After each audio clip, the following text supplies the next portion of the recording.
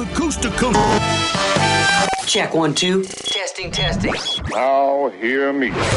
You're listening to This Week in Costa Rica Once the volume control is set, do not readjust.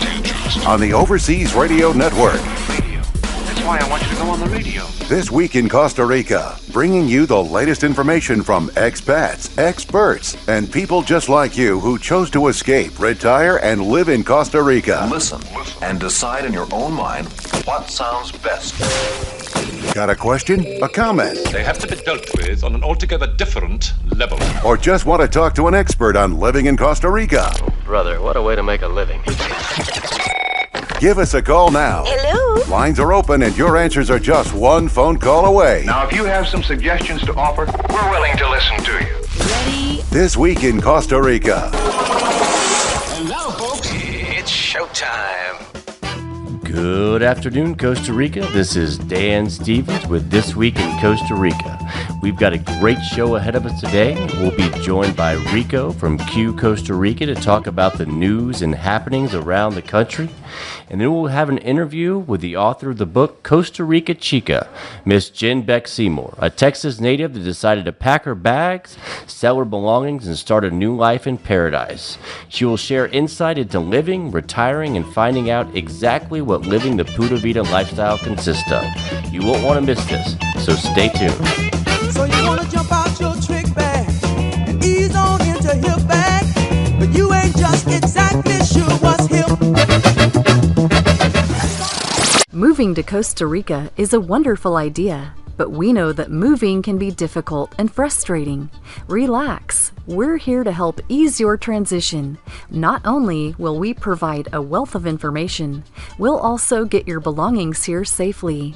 Shipping Costa Rica prides itself on the best quality customer service. When you're considering Costa Rica, look no further than Shipping Costa Rica. Just go to shippingcostarica.net. If you're concerned about leaving your financial fate in the hands of cash-strapped governments, or if you're alarmed by the plethora of new laws, taxes, and regulations that have recently passed, or in the works that pose a real threat to your future's prosperity, or perhaps you simply just want to know the options you have to live, work, play, retire, and investing anywhere in the world. My name is Domingo Silva, CEO of EscapeArtist.com, the premier trusted authority on international living for the past 19 years. If you're looking for a way to make life-changing decisions without spending a large chunk of your money and time to start your own research, then look no further than the Escape Artist Passport program. This is a membership program that gives you access to information that you're seeking and the connections to the experts that can provide you the information. And the best part, you can begin right away to implement these practical and easy strategies without ever leaving your home. Learn more by going to overseasradio.com and click on the Passport banner. You'll be glad you did. What? What is it? This Week in Costa Rica. Fun, informative, and your questions answered. Talk live with one of our on-air experts and start living your dream now. Well, it's time for the second segment of This Week in Costa Rica. I'll be making my call over to Rico from qCosta Rica over in San Jose. Hey, Rico, how's the weather over in San Jose on this beautiful Monday afternoon? Well, it was nice in the morning. It's raining now, the last rains of the year. So, in a way, it's great because we're going to see this going. At the same time, it's nice because we haven't seen too much rain this past season, really. So it's okay. Sounds good. Well, we've got some hard-hitting topics today. I think that religion, abortion. Let's see how much we can make the listeners a little bit mad today. So let's get right into this. One big piece of news is that the morning after pill may be becoming legal in Costa Rica.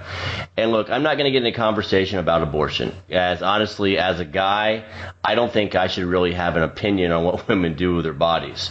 But I will weigh in on this bill and sex ed in Costa Rica. As you and I both know, the Catholic Church is a very strong influence in this country, as it is around the world, and has not really allowed sex ed in the Costa Rica school systems, especially the public school systems, which, of course, for me, I think is to keep the masses uneducated and to keep them popping out babies. So they, anyway, I'm not going to go into that either. That's not good. Yeah, but about 20% of Costa Rican women have a child by the time they turn 20, and some with with more than one child. For the longest time, parents basically taught sex ed to the schools, or to the kid, not to the schools, to the kids. And in actuality, it's hard for that to happen, because you sit there and you look at many times when these 14, 15-year-old girls or even younger have a child, it's because an uncle hooked up, had sex with them, basically raped them. And so it's kind of hard to push sex education when you've got that kind of situation going on. Now we've got the possibility, and again, and of course, okay, I'm going to only digress. In the school systems, they started off with the classes being optional, sex education classes being optional. Are they still that way? I believe so. There is more sex education in the classroom now, but as you mentioned earlier, the Catholic Church has kind of been pushing the government or the education system to kind of keep it out of the curriculum. There's been debates over the years, and I really don't want to get into the religion and sex debates that's been going on for years.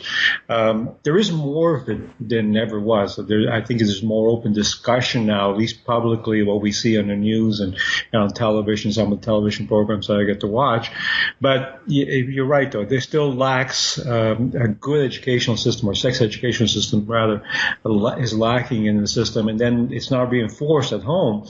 And partly because of the lack of education on the parents' part, the problem you mentioned, the incest and family problems. Unfortunately, it's not just the uncles.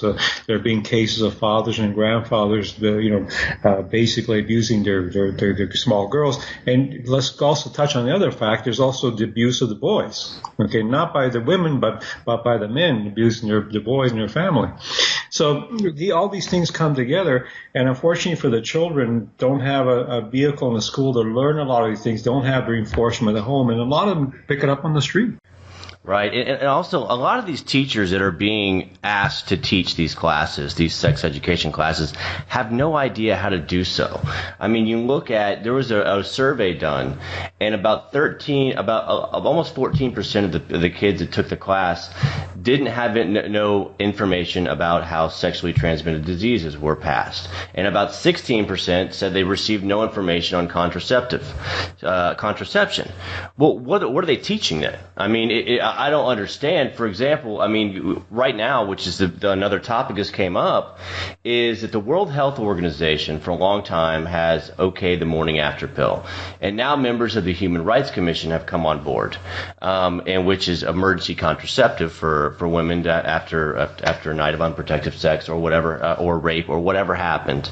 And for me, look, I have no problem with the morning after pill. I'm not going to get into debate about that. It's the fact of the matter is, though, is for me, I think this promotes more reckless behavior, because it shows, hey, you know what? If we have sex, you can always go take this pill and get rid of the fetus. Okay, Dan, the debate is on over the legality of this morning after pill, but in reality, and again, I'm talking about personal experiences and dealing with different women and being here in Costa Rica for many years. In reality, the morning after pill, it's not called a morning after pill. It's not a morning after pill, but similar pills have been used by women here in Costa Rica. They are able to obtain different types of pills which are not made for abortion or for aborting the fetus, but the pregnancy. But do cause abortion. They're for other things than cause abortion, and this has been going on, and it's underground. If that's probably the best word. So girls who do get pregnant and they want a solution, they will be able to find a solution like a morning after pill if it's not legal. So again, without getting into the debate of the morality and the legality and all the BS of it, simply is give the woman the option, and that's it. And don't make it difficult on her. If she wants to abort, and give her the option. Now going back to education for a minute, then you and I come back from different background. I grew up in Canada, basically, a generation ahead of you.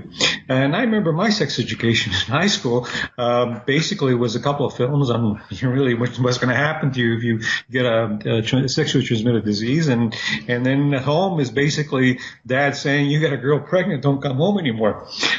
So I don't know if it's changed today, or do we really need more sex education than that? I don't know. I turned out pretty good, I think. I don't know. I don't know about that. Well, anyway, I get riled up basically because actions of government, in most cases to me, don't make any sense at all. But anyway, let's move on. Another topic, again, that's come up is the cost of living in Costa Rica. There was a recent assessment done by the International Comparison Program, Global Competitiveness Index. Let's say that 4 times real fast, and the Big Mac Index, showing that Costa Rica is the most expensive country in the region to live in. And I think a lot of this has to do with the fact that food's about 22% more expensive according to this. Private education, 21% higher. Private healthcare, 53% higher. For me, I think this has a lot to do with the cost of fuel, because that deals with everything. I mean, if you're transporting food from the port to the store, you're using fuel. If the fuel is more expensive, then all of a sudden, then your price of your product is going to go up. But what are your thoughts on this? Well, I wrote about it, as a matter of fact, yesterday after reading the reports and all these surveys on my personal blog called Tico Bull, and published also on qCosta Rica. I did my own Price Smart Index, I call it, where I was in Colombia a few months ago. I took a sampling of about 12 to 15 items that I normally buy at Price Smart here in Colombia, in Cali, as a matter of fact. I looked at the same product, the same product with the same brand, and looked at the prices. And I found, for instance, that it was 30% cheaper in that Price Smart in Colombia than it was here in Costa Rica for the same product, same brand, same store, because Price Smart is right across. It's the same company. Now, why is it? Well, Costa Rica is a very small country. It's less than 5 million population. Most of it is concentrated in the Central Valley, which is way from the ports where the products come in. So there's transportation costs versus Colombia being a big country. But then again, you take the same thing, and I don't have personal experience in Nicaragua or Panama, but I understand from some people I know it's cheaper in Panama and Nicaragua, which have similar problems than Costa Rica has, which is transportation, small population. I personally think it has to do with a couple of things, and again, it's only personal opinion there. One, that we're dealing with supermarkets can get away with it. Simply, you go to Automercado, for instance, I'm hooked on a special cookie, Italian cookie. It's imported, can't get it anywhere else. You can go and get it at Automercado. Guess what? If it's going to cost me 4,500 colones, well, once in a while I splurge. Luckily, the other day it was down to 3,000 colones, so I bought 2 boxes. Okay. You're just a rich gringo. No, it's not. I'm just messing with you. No, I'm a rich poor gringo. I'm one of those guys that think I'm rich, but not really rich. Okay, so the point is the supermarkets can get away with it, and then you have the problem with that is that the control of the supermarkets. I mean, Walmart controls the Costa Rican food chain here. Simple. They own all the stores, basically. You've got Walmart with 6, 7, 8 stores now. Then you have all the Pali and Mas Menos stores, which is 100+ stores right across the country. And they're really, I mean, they set a price and everybody else has got to kind of fall in line or will follow them. That's part. The other part is the taxes and the cost of, production. And as you said, transportation is part. But you've got electricity, you've got the fuel, you've got the taxes, you've got their salary. So you add all these things up, we've become an expensive country. But and it's a sad state because if I want to buy a particular cookie and I want to splurge a little bit and I can splurge, that's fine. What about where you can't and all you can do is buy the bag of rice, where you're paying 20-30% more for a bag of rice and another bag of beans? Well, you know what? You're not making 20-30% more in salaries, so it just gets difficult. Right. Well, kind of tying into the same thing there was a supposed Apple frenzy that was supposed to be going on with the iPhone 6 coming to Costa Rica. What happened there? I know it had to deal with Claro or something, or actually what happened, or more what didn't happen with that situation? Well, as we all know that if you follow anybody who follows the Apple, if you're an Apple aficionado, the Apple was coming to Latin America on November 14th, which is today. not just in Costa Rica. Last night, Colby, which is the part of the state company, they opened their stores. So they had their midnight madness. Actually, it was 8 o'clock in the evening. It wasn't midnight. And Clara opened apparently 2 stores. And they expected a whole bunch of people. But from what I saw the reports this morning, browsing through it, there were maybe a few hundred people at the Easy store here in Savannah, which is the main office. But it wasn't the thousands that they expected or thought it was going to come with this new iPhone 6. And some of the reports I saw, especially the television interviews, a lot of those people weren't there to buy. They were just curious about the iPhone 6 and want to be one of the first to see AI handle it, touched it, type of situation. So the other part is also we're in an economy situation, a bad economic situation as far as I'm concerned. iPhone 6 is not a cheap phone. But then on the other hand, you have the Samsung 5 and all the other phones advertised this morning, so they're trying to compete with it, so we don't know where it's going to go. But the Apple frenzy didn't happen last night. Well, it's actually in Costa Rica, it's funny because a lot of the times when there's a line somewhere, people will just get in that line to find out what's going on. Yeah, but not at night. Well, I guess there weren't really too many accidents on the way to get the new iPhone. But anyway, speaking of accidents, one of the things I can't get used to, and I don't know, maybe it's just me, but if you've driven in Costa Rica for an extended period of time, if there is an accident, basically what the 2 drivers have to do is they sit there and leave their cars in the exact spot that accident happened in order for what I understand, for the police to show up and do their report and actually be able to see the scene as is. This might be changing, thank goodness, because if that accident happens on the freeway from Jaco or from San Jose to Jaco, it backs up traffic for hours. You had said that this might be changing due to new legislation. What's going on there? Well, okay, let's backtrack a bit here. The accidents like on the highway, a major accident, and there's fatalities and so on, they're going to clog up streets and roads, and they're going to cause a lot of havoc. The biggest problem is, and it was just happened a day before yesterday here across from my house, an intersection, a car and a motorcycle touch each other. Fender benders, what I call them. They're going to spend an hour to 2 hours in the middle of an intersection, can't move their cars because the legislation says you got to wait for the traffic police and or the insurance adjuster to come and deal with the situation, make a report. Now, the law also says that the parties can agree to move the cars. But problem is, if one moves the car and they both say, okay, we'll move the car, but then whose version is the police going to believe? And so what happens? Nobody does anything.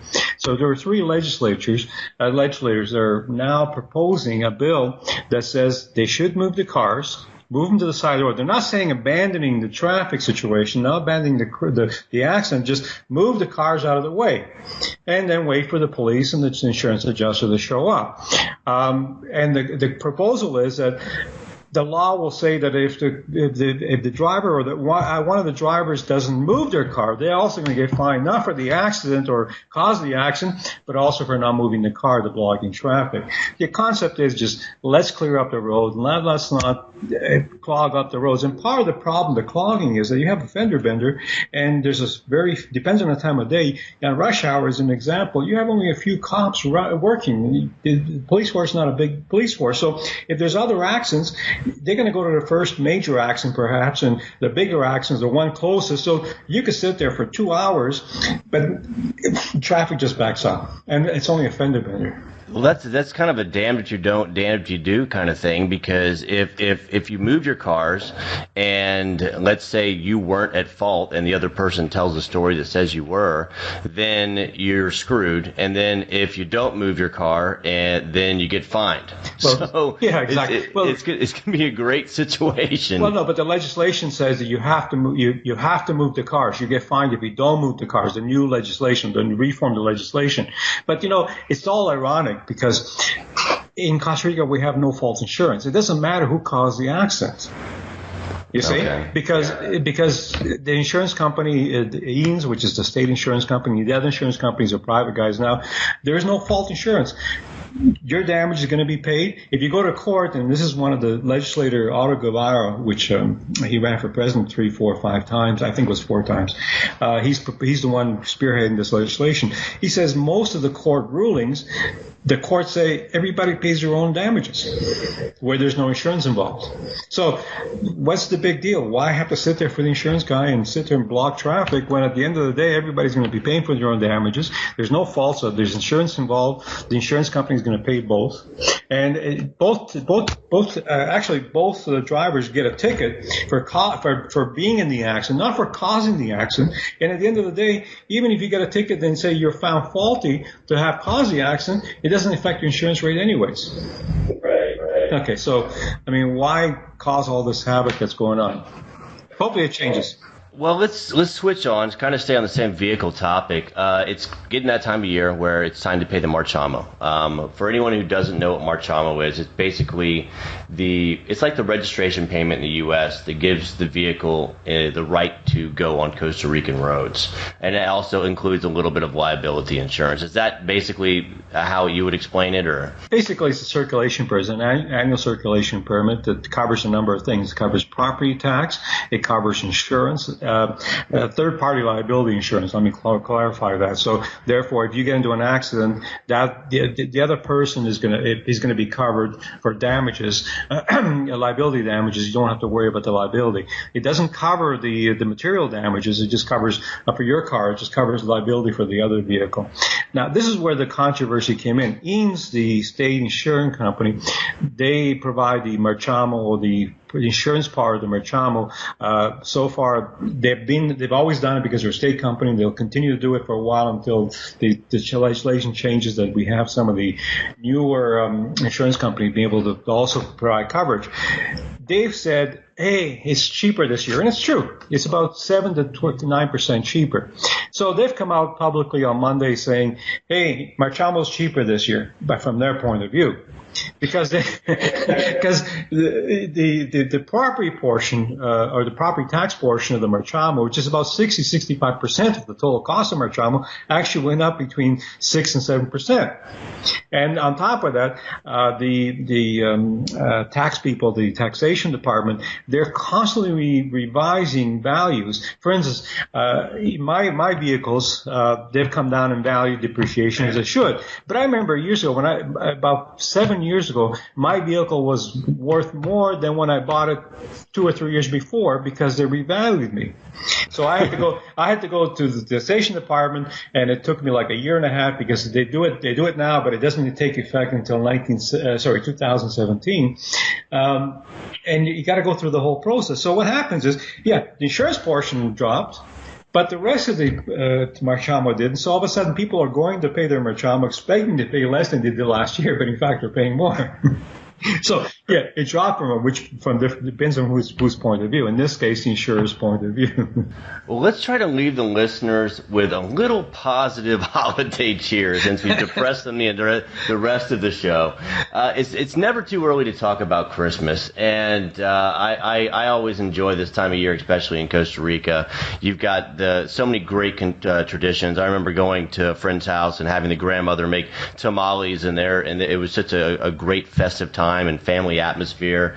You've got the Festival of Lights with tons of floats that go down Paseo Colón on the Saturday of the second week of December. You've got the National Tope, which is the horse parade with over 3,000 horses that go down Avenida Segunda on December 26th. And then you've got the Fiestas de Zapote, which are great. Basically, they go from the end of the holiday season to the beginning of the new year. And the big thing there is they've got the Zapote bullfights. However, this is kind of changing. I mean, it's changing a little bit this year because they're bringing the best bulls to the Pedregal Event Center in Berlin. which is great. That means there's going to be availability to go see the bullfighting in the San Jose area as well as the Zapote area. The Zapote fairgrounds will still go on, so you'll still have those festivities out there. They'll still have bullfights out there, but just not with a lesser class of bull. What are your favorite Christmas events, and what do you think about the change they're making to these Zapote bullfights? Well, I frankly, I've never been to a bullfight in Zapote because I just refuse to have to go in and make the line. And the one time I was actually going to go, it was sold out. So I watch on TV from time to time, and doing it in the Pedregal is probably a great idea because if anybody's gotten close to Zapote during Christmas, from Christmas Day to the first week in January, it's just madhouse. So having it in the Pedregal, you've got it outside of San Jose, you can now enjoy the bulls. But let's tell the listeners here that what the bullfights are in Costa Rica. There's no goring. Actually, the only people that are actually from time to time get gored is the spectators or the idiots who get in front of a bull in the bull ring. And that's also changing too because now they got to get insurance, they got to sign waivers and all that stuff and so on. But in Costa Rica, bullfighting means a bunch of people running in front of a bull and the bull kind of saying like, what do I do? So it's not like the bullfighting in Spain where they're spearing and goring and so on and whatnot. Nobody gets hurt. The only time that a bullfighter gets, if call them a bullfighter, gets hurt is because they're idiots. They just don't get out of the way of the bull that's charging at them. But yeah, Christmas time is a really great time in Costa Rica. I was at Plaza Mayor, which is near my house last night. The Christmas lights are up. It's just nice. You don't see the snow, but you see the Christmas lights. The tamales are great. The festivities are great. The food is great. I love going shopping and eating during Christmas because you eat differently during Christmas time. I miss the snow, but at the same time, I really don't. Yeah, well, you know what? It's when I see people freezing in Canada right now, when I see their posts, and it shows that it's 30 degrees outside, or most of the time a lot less than that. I'm thankful I'm here in Costa Rica. Well, anyway, that we're out of time today. I always enjoy this segment of the show, Rico. Thanks so much for coming on. Great, Dan, and we'll hopefully see you next week. Sounds good. After a short commercial break, we'll have an interview with Jen Beck Seymour, the author of Costa Rica Chica, talking about her book and her experiences starting her new life in the land of Pura Vida. Be sure to stay tuned. So you want to jump out your trick bag and ease on into hip bag, but you ain't just exactly sure what's hip. You know how it is, guys. Sometimes you just need to get away with your friends and have a really great time. Costa Rica Guys Trip is dedicated to you. Most guys that are going down to Costa Rica are reuniting with old friends from college or celebrating the last few days of freedom of a close friend by hosting his bachelor party. Costa Rica Guys Trip wants to make sure you have an experience you will never forget. And best of all, you'll be surrounded by gorgeous Latino women. They will ensure that each part of your escape with the boys will be something you will continue to reminisce about for years to come. In fact, a common phrase when you get together will be, remember that time in Costa Rica? Costa Rica Guys Trip concierge service will tend to your every need on every adventure you have on your trip with the guys. The folks at Costa Rica Guys Trip are Costa Rica travel and vacation planning experts and are able to pass their wholesale prices on to you. They specialize in guys trips and hosting bachelor parties. Learn more by visiting crguytrip.com. Tired of paying for traditional advertising? Sick of pouring money into SEO and questionable marketing firms? Looking to reach a new audience? We know you want to grow your business and directly engage your customers and clientele. Podcasting is the way to go, and Podfly has your solution. Whether you're a blogger, writer, business owner, entrepreneur, or service provider, Podfly makes it easy for anyone to have a professionally produced and distributed podcast. No radio experience or technical ability? No problem. In 3 easy steps, you'll be on your way to having a professional-sounding podcast and an exciting new platform to promote your business. Podfly's top-class support team guides you through the process to make podcasting easy, fun, and most important, have you sound your best. Get started today at podfly.net and let's get your message truly heard. Podfly.net. Passion for great-sounding podcasts. You know what I just heard? What? Costa Rica has the reputation of being the happiest country on earth. But it gets better. This Week in Costa Rica brings you the best information. The best. From the people who understand why so many choose to call this beautiful place home. Bringing you the latest information from expats, experts, and people just like you who chose to escape, retire, and live in Costa Rica. This Week in Costa Rica, Pura Vida. Today on the show, we welcome a fellow Texan. And for y'all that don't know, Texans, no matter where we are in the world, still have that home state bond. Plus, I'm hoping the love for Texas barbecue and pecan pie. About a year and a half ago, in June 2013, Jen Beck Seymour, the Costa Rica Chica, sold her things, left her cubicle job in Dallas, packed her bags and her husband, and headed south to Costa Rica. Although it was scary, she landed on her feet in the land of Pura Vida and settled into a new, more relaxed lifestyle. It's my pleasure to welcome to the show Jen Beck Seymour, the Costa Rica Chica. Hey, Jen, how you doing today? I'm great, Dan. How are you? I'm good. It's great to have a fellow Texan on the show. I'm so happy that we can talk about things from back home. I, too, was stuck in what felt like just a life that I needed to escape from. Traffic to and from work every day, if I wasn't sent out to a client, and the desire to get away. Can you tell us a little bit about your life in Texas and what made you make the decision to move to Costa Rica? Sure. Our life in Dallas was very, very busy.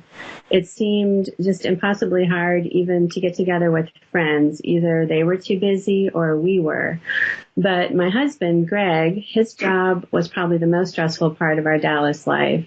He was extremely stressed out and on call 24 hours a day. And once it started affecting his health, we started researching other options.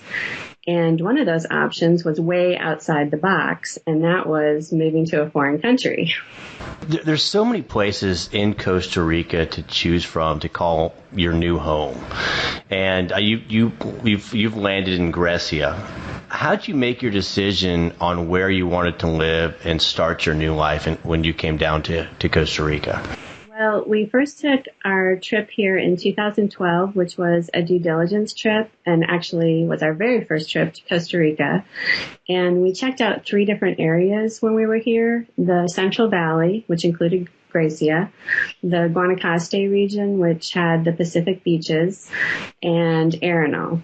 And we actually loved the beach, but it was way too hot to think about living there every day. And Arenal was a bit too far from the airport, but Grecia seemed to really have it all. It's located in the Central Valley and has cooler temperatures. It's a non-touristy town, but seemed big enough to give us everything we would need. It's also close to the airport and close to San Jose, which we knew we'd need to visit frequently to start our residency process. So we picked Grecia knowing we could always move if we didn't like it. But so far, Grecia has been great. That's awesome. Well, it's surprising, though, that it was too much heat, considering Texas summers. I know when I moved to Costa Rica, there were many cultural differences that took time to adjust to down here. What were the biggest things you felt like you had to overcome to find your Pura Vida lifestyle? Well, we did quite a bit of research for 2 years before moving here while we were still in the States. And our basic strategy was to build up worst case scenarios in our heads, whether it was about the rainy season, Tico time, or bugs, which was my greatest fear. And it really worked great because once we moved here, nothing seemed as bad as we had built it up to be. Right. And I think that it's really adjusting to things down here and just not letting them bother you. Because I know when I was in Texas that I can look back and say, you know what, I'm really happy to be away from that I-10 traffic and get out of the 610 loop by the Galleria and not have to worry about that and wear board shorts to work. So the lifestyle lifestyle down here is great. I know many of our listeners want to pack their bags as well, but they're scared to leave their jobs. And I think that security that a lot of people have in getting that weekly paycheck is kind of difficult to leave behind. You've gone from a job with a stable income to not having really a guaranteed paycheck. What have you done in Costa Rica to generate income? Well, when we made the decision to retire early, we still had 2 years left with our jobs in the States. And it's really amazing how much you can save when you really put your mind to it. So between our savings and some investments we had, combined with simplifying our lifestyle dramatically, we are able to live for years here in Costa Rica without concern. Also, Greg has started recently doing some house and pet sitting, and I just published a book that's for sale. And we have a few online hobbies that could eventually make us some money. Well, I know that a lot of listeners, again, that want to know if they moved down here, if they retired, or if they basically just packed their bags and came down here, what a typical day would be like. And can you describe what a typical day for you is in Costa Rica? Sure. Normally, I get up really early here, which is with the sun, about 5:30 a.m., and the first thing I do is make a big pot of coffee, which there's so many different kinds of coffee here, and several of them are very good. Greg and I enjoy our first cup together on the patio overlooking a great view of the Central Valley, and that's really just the perfect way to start our day. Then I usually get caught up on email, social media, blog questions, and comments, which can really take some time. And a couple times a week, we go into town by bus, and we usually do grocery shopping or errands, and also go to the feria, which is a huge farmer's market that's here in Gracia on Fridays and Saturdays. And I usually make lunch and dinner from scratch, so this takes time during the day as well. Sometimes we eat out with friends or have parties to go to. And when the sun sets, we try to always stop whatever we're doing and go outside and enjoy it together. And then at night, we usually relax by reading or watching a movie or chatting on FaceTime with our family. And before we know it, it's bedtime.